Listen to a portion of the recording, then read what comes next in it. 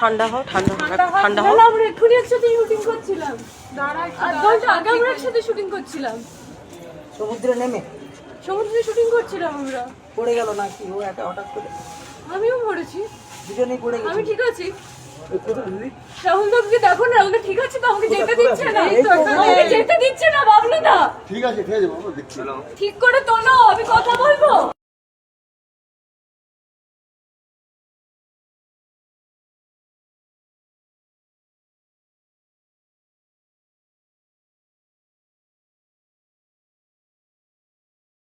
আমাদের সব থেকে মানে এখানে আশেপাশে দেখছি একটু খাবার একটু অসুবিধা হচ্ছিল, তো আমি দেখলাম কি এখানে একটা ছোট্ট একটা চায়ের দোকান করব। তারপরে চায়ের দোকান থেকে ভাবছি ছোট একটা ধাবা করে দিই। ছোট ধাবা থেকে দেখছি এবার একটু সাজিয়ে দিই। এই আস্তে আস্তে করতে করতে এইভাবে হয়ে যাবে আমি নিজেও ভাবতে পারিনি।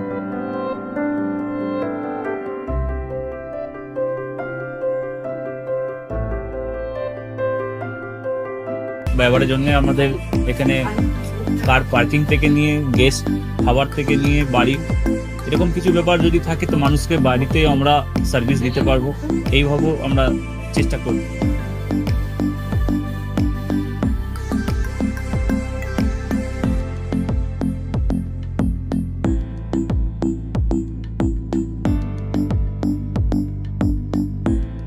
একদম সাধারণ, বাইরে থেকে অনেক চিপ বেস্টের মধ্যে খাওয়াটা কোয়ালিটিটা সবসময় পাবেন। একবার আমি মানুষকে একবারই বলবো কি একবার আমাদের কাছে এসে একবার টেস্ট করে যাবেন। দুপুরবেলা থেকে আরম্ভ আমাদের খাওয়া, থালা, বেঙ্গলি থালা, চাইনিজ ফুড সবই আছে, একবার এসে টেস্ট করে যাবেন।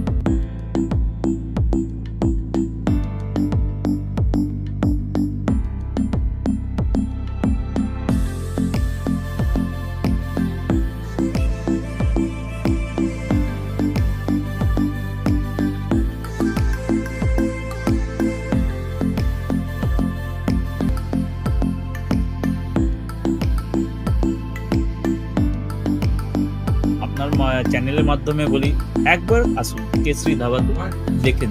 আমার নাম রঞ্জন কেশরী।